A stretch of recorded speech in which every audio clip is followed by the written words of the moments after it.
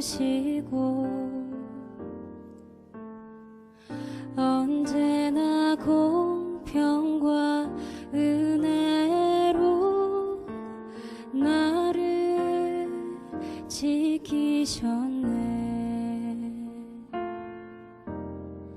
지나온 모든 세월들 돌아보아도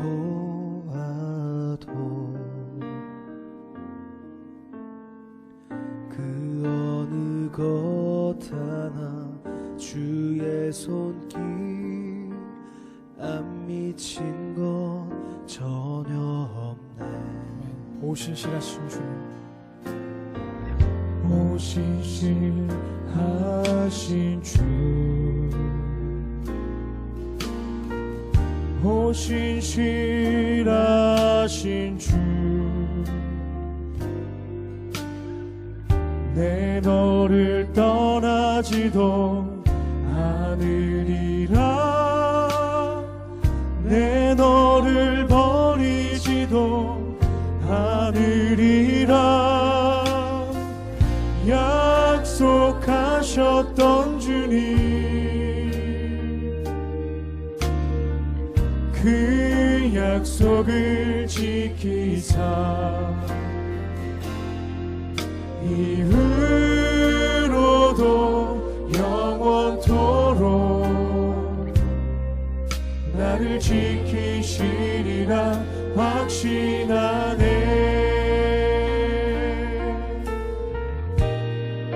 지나온 모든 세월들, 지나온 모든 세월들 돌아보아도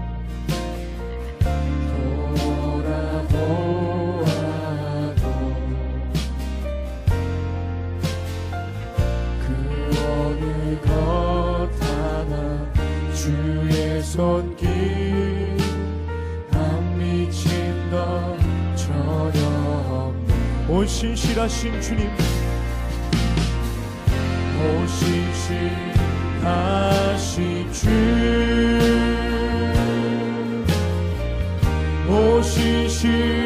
오신실하신 주, 내 너를 떠나지도 않으리라.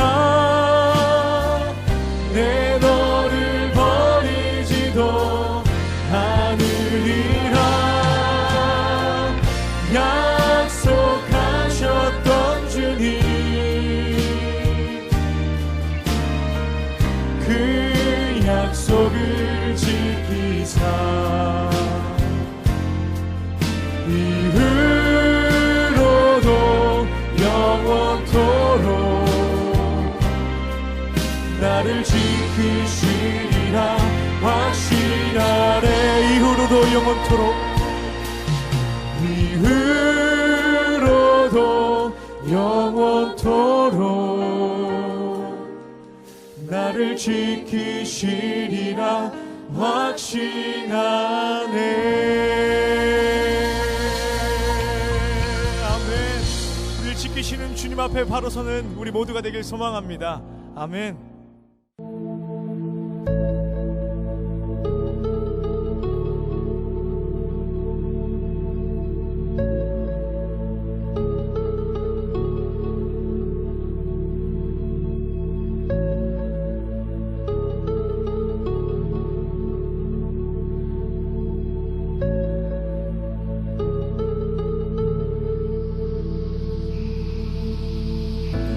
내 구주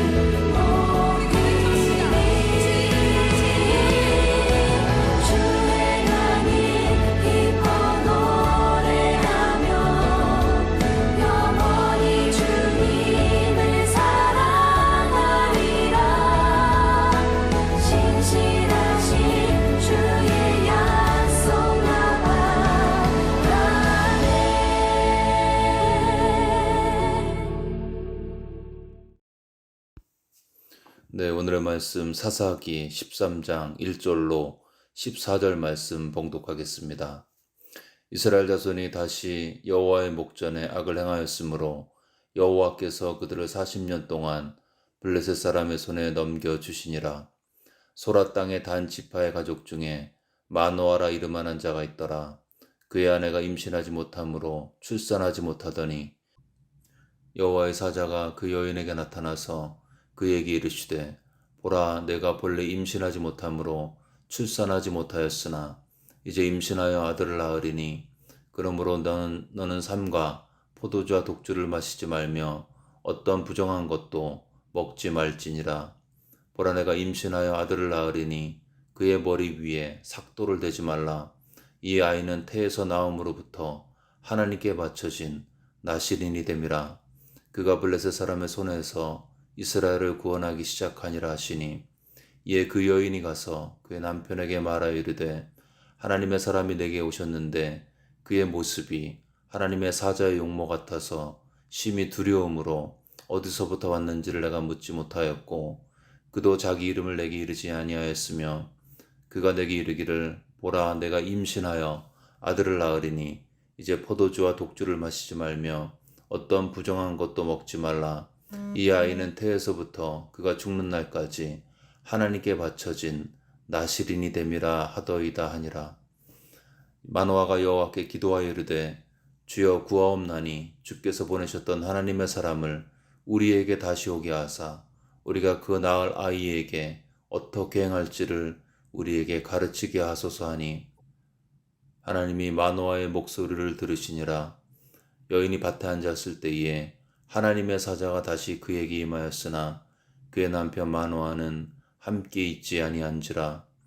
여인이 급히 달려가서 그의 남편에게 알려 이르되 보소서 전일에 내게 오셨던 그 사람이 내게 나타났나이다 하매 마노아가 일어나 아내를 따라가서 그 사람에게 이르러 그에게 묻되 당신이 여인에게 말씀하신 그 사람이니까 하니 이르되 내가 그로다 하니라. 마노아가 이르되 이제 당신의 말씀대로 되기를 원하나이다. 이 아이를 어떻게 기르며 우리가 그에게 어떻게 행하리이까. 여호와의 사자가 마노아에게 이르되 내가 여인에게 말한 것을 그가 다 삼가서 포도나무의 소산을 먹지 말며 포도주와 독주를 마시지 말며 어떤 부정한 것도 먹지 말고 내가 그에게 명령한 것은 다 지킬 것이니라 하니라. 네, 오늘 본문 13장부터 사사기 16장까지는 이스라엘의 마지막 사사인 나실인 삼손의 이야기가 증거되고 있습니다.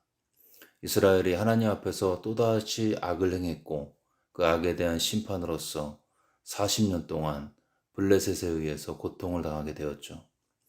이에 여호와의 사자가 소라 지방 단지파 마노아의 아내에게 나타나서 아들을 낳을 것이라고 말하고 그 아들이 어려서부터 나실인으로서 성장해서 결국은 블레셋으로부터 이스라엘을 구원할 것이라는 좋은 소식을 전해 주었습니다.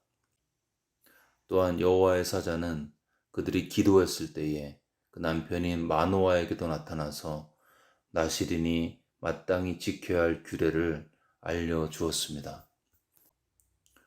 오늘 본문을 통해서 두 가지를 묵상해 봤습니다. 첫 번째, 결핍이 있는 자가 하나님 나라의 주인공이 된다. 결핍 있는 사람이 하나님 나라의 주인공이 된다는 거죠. 오늘 본문의 주인공은 삼손을 잉태했던 마노아의 아내였습니다. 이 아내는 원래 임신하지 못했기 때문에 3절에 보시면 출산을 하지 못했습니다. 신명기에 보시면 자녀는 하나님 나라의 복의 사인이었죠.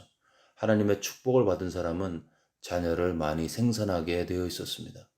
거꾸로 얘기하면 아이가 없는 것은 큰 고통이었고 수치였고 열등감의 그런 씨앗이었죠. 아마 이 마노아의 아내는 아이가 없는 것 때문에 많은 수치와 조롱과 사람들의 판단 가운데 시달렸을 것입니다. 근데 놀랍게도 하나님은 이 여인을 통해서 마지막 사사인 삼손을 잉태케 하셨습니다. 비슷한 패턴이 성경에 계속 반복되고 있는 것을 확인할 수 있습니다. 예수님의 부활을 처음 본 여인은 완벽한 그런 여인이 아니었고 7 귀신 들렸다가 치료받은 막달라 마리아였습니다. 예수님의 12사도 중에 세상에 문벌이 탁월하거나 인품이 뛰어난 사람이 거의 없었습니다. 임신치 못한 여인에게 자녀를 주되 그냥 자녀가 아닌 선지자급 아니면 사사급으로 주신 거죠. 완전히 인생을 역전시키셨습니다. 귀신 들려 사람들의 조롱을 받던, 사람들 사이에 어울릴 수 없었던 그 여인에게 예수님의 부활을 최초로 목격하고 그 부활을 증거하는 축복을 주셨습니다. 인생 역전이죠. 불임의 결핍, 귀신 들렸던 과거라는 결핍, 이러한 결핍이 있었던 사람들이 하나님을 만나면 하나님 나라의 주인공이 되는 기적이 나타나게 되어 있습니다. 그래서 결핍은 축복이 되는 거죠. 부족함이 은혜가 되는 것입니다. 결핍한 자가 하나님을 만나면 결핍에 상처가 있는 그곳에서 그것을 가지고 하나님을 영화롭게 하는 것입니다. 임신을 못하던 사람들이 아기를 낳으면 그 아기가 선지자가 되고 사사가 되는 기적인 것입니다. 악령에 잡혔던 영의 문제가 있던 여인이 예수님을 만나기 때문에 그 만난 후에 예수의 영으로 충만해져서 예수님의 사역을 완성케 하는데 쓰임 받았습니다. 결핍이 있는 그곳에, 상처가 있는 그곳에 주님의 역사가 있었고 그로 인해 결핍이 있었던 그 사람의 삶은 인생 역전을 경험하고 주의 나라 가운데 쓰임받게 된 것입니다. 결핍으로 인한 상처가 치유자 하나님을 만날 때 오히려 하나님의 영광을 드러낼 수 있는 은혜의 도구가 되는 것입니다. 우리가 혹시 결핍을 느끼고 있다면 우리가 기억해야 할 것은 하나님은 결핍한 자를 쓰신다는 것. 결핍의 그 처소에서 오히려 그것을 역전시켜서 주님의 은혜의 도구로 쓰임받게 된다는 것입니다. 형제들아 너희를 부르심을 보라. 육체를 따라 지혜로운 자가 많지 아니하며 능한 자가 많지 아니하며 문벌 좋은 자가 많지 아니하도다. 지혜가 없는 결핍, 능력이 없는 결핍, 가문이 좋지 않다는 결핍, 이런 것들은 하나님 나라에 쓰임받는 일에 아무 문제가 되지 않습니다. 오히려 그 결핍의 내용은 하나님께 쓰임받을 수 있는 도구가 되는 것입니다. 여러분, 내 삶의 어떤 특정 부분에서 결핍을 느끼고 있다면 그 결핍함을 가지고 그 가난한 마음을 가지고 하나님께 나아가시기를 주의 이름으로 축원합니다. 나의 결핍이 치유의 하나님을 만나게 되면 결핍은 하나님 나라를 확장시킬 수 있는 무기가 됨을 기억하면서 결핍과 약함을 자랑하며 주님 앞에 나아가시기를 주의 이름으로 축원합니다. 두 번째는 하나님은 인간이 포기할 때도 일하고 계신다. 하나님은 인간이 포기할 때에도 그 순간에도 여전히 일하신다는 것입니다. 사사기의 일반적인 패턴과 본문의 패턴에는 차이가 있음을 우리가 확인할 수 있습니다. 보통 사사기의 패턴은 이스라엘이 악을 행하고 악에 대한 심판이 있고 심판의 고통을 참다 못해서 이스라엘이 하나님께 부르짖게 되고 하나님은 그들의 부르짖음에 응답하시면서 이스라엘을 구원하는 이런 패턴으로 구성되어 있죠. 심판과 고통과 부르짖음과 구원이 있습니다. 이 순서대로 가는데요. 본문은 특이하게도 구원 전에 마땅히 있어야 될 부르짖음이 없습니다. 고통과 구원 사이에 반드시 이스라엘의 부르짖음이 있어야 되는데 놀랍게도 본문에는 이스라엘이 부르짖었다, 기도했다, 하나님께 나아갔다 이런 표현이 없습니다. 왜 부르짖지 않았을까요? 어쩌면 이스라엘은 부르짖을 만한 힘이 없었을 수도 있었습니다. 영적으로 너무나 다운되어서 영적인 침체를 경험해서 우상에게 완전히 사로잡혀서 그래서 기도할 힘도 또 하나님께 나아갈 힘도 없었을지도 모르겠습니다. 아니면 그냥 고통스러운 현실에 순응해버리고 자포자기하는 심정이었을 수도 있겠죠. 아니면 계속 하나님께 기도했고 또 하나님께 용서를 받았고 회복을 했는데 그 과정을 반복하다 보니까 이제는 더 이상 하나님을 부르짖을 면목이 없었을 수도 있었습니다. 본문에서 이스라엘에게는 구원의 열망이 전혀 없습니다. 조직적인 회개운동도 없었고요. 전략적인 중보기도도 없었습니다. 간절한 기도도 없었고 하나님을 부르짖지 않았습니다. 그런데 아무도 부르짖지 않았는데 여전히 일을 하고 계신 분이 계십니다. 다 포기하고 있었는데 이스라엘을 포기하지 못하신 분이 계십니다. 다 손 놓고 있었는데 그분의 열심으로 계획을 세우시고 사람을 택하시고 일을 이뤄가시는 분이 계십니다. 우리 하나님이시죠. 여러분, 하나님은 그런 분이십니다. 구원의 과정 가운데 주도권을 가지고 이끌어 가시는 분이시죠. 흑암에 앉은 백성들에게 큰빛 예수님을 보내시는 인류 구원의 과정 가운데 주도적으로 일하신 분이 하나님이십니다. 하나님의 열심과 특심이 인류 구원을 완성하셨습니다. 우리 개인의 삶도 마찬가지죠. 때로는 내가 너무나 한심해서 모든 걸 포기하고 싶을 때, 하나님께 면목이 없어서 기도할 힘조차 없을 때, 다 내려놓고 싶을 때 여전히 나를 포기하지 않는 분이 계십니다. 이세벨의 엄포에 선지자로서 한심한 도주를 한 후에 로뎀나무 아래에서 우울증에 걸렸던 예레미야를 포기하지 않은 분이 계셨습니다. 끊임없이 자기를 배반하고 우상을 섬겼던 이스라엘을 포기하지 않는 분이 계셨습니다. 여인이 어찌 그 젖먹는 자식을 잊겠으며 자기 태에서 난 아들을 긍휼히 여기지 않겠느냐. 그들은 혹시 잊을지라도 나는 너를 잊지 아니할 것이라. 여러분, 애들은 친구하고 열심히 놀다 보면 엄마도 잊어먹습니다. 엄마가 부르면 귀찮아할 때도 있죠. 그러나 자신을 무시했던 아이는요, 한순간도 어미의 머리에서 떠난 적이 없습니다. 이게 하나님의 사랑이고 하늘 아버지의 자비와 긍휼과 포기하지 않는 사랑인 것입니다. 여러분, 우리 안에 선한 일을 시작한 분이 계시죠. 그리고 이분은 나처럼 또는 내가 아는 사람처럼 달면 삼키고 쓰면 뵙는 분이 아니십니다. 그분은 한번 일을 시작하시면 끝까지 붙드시고 인도하시고 성취하시는 창조주 아버지가 되십니다. 성도의 삶에 선한 일을 시작하신 그분께서 반드시 이루어 주십니다. 여기에 성도의 안정감이 있는 거죠.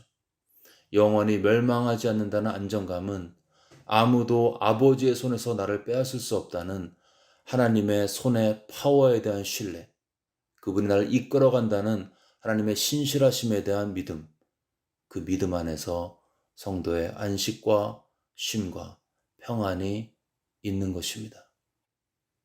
요즘에 삶의 무게가 너무나 무거워서 포기하고 싶다면, 인생이 너무나 괴로워서 기도할 힘조차 없다면 우리는 기억해야 합니다. 나도 나를 포기하는 그 순간에도, 그 모든 포기와 절망의 순간에도 나를 결코 포기하지 않는 분이 계시다는 것. 내가 기도할 힘조차 없을 때 나를 포기하지 않고 날 위해 기도하시면서 중보하시면서 끝까지 나를 붙드시는 하늘 아버지가 계시다는 것을 기억해야 합니다. 놀랍게도 이 아버지의 사랑 안에서 성도의 마음이, 우리의 마음이 깊은 만족을 누릴 때 내가 봐도 한심한 하나님은 날 포기하지 않으신다. 내가 기도할 힘이 없을 때에도 날 위해 기도하시는 성령님이 계신다. 이것이 믿음 안에서 보아지고 믿어지고 확신되어질 때에, 그럴 때 우리 영 깊은 곳에 참된 만족과 안식과 평강이 역사하기를 시작하고 우리 영은 소성되어지고 그 힘으로 죄를 이기게 되고 다시 일어설 수 있는 힘과 용기를 경험하게 되는 것입니다. 이것이 세상의 종교와는 다른 복음의 진짜 파워죠. 잘할 때만 인정받는 세상의 가치, 그것과는 완전히 차원이 다른, 잘못했을 때에도 나를 이끌어 가시고 나를 포기하지 않으시고 끝까지 붙드시는 하나님을 기억하면서 그분의 자비와 사랑 안에서 내가 회개로 반응하는 순간에 용서하시는 하나님의 은혜가 지배하는 삶이 되는 것입니다. 그 사람은 승리할 수 있습니다. 이 아침에 내가 나를 봐도 너무나 안심해서 나를 포기하고 싶을 때에도 나를 결코 포기하지 않으시는 하나님의 그 실패하지 않는 사랑이 내 심령 가운데 믿어지고 깨달아져서 그 사랑 안에서 안식과 쉼을 누리고 다시 일어서는 우리 모두가 되시기를 주의 이름으로 축원합니다. 아멘. 네, 이 시간 들은 말씀 붙들고 함께 기도하겠습니다. 우리 삶에서 느끼는 결핍과 부족함과 연약함이 하나님의 축복임을, 하나님의 은혜임을 알게 해달라고 기도하겠습니다.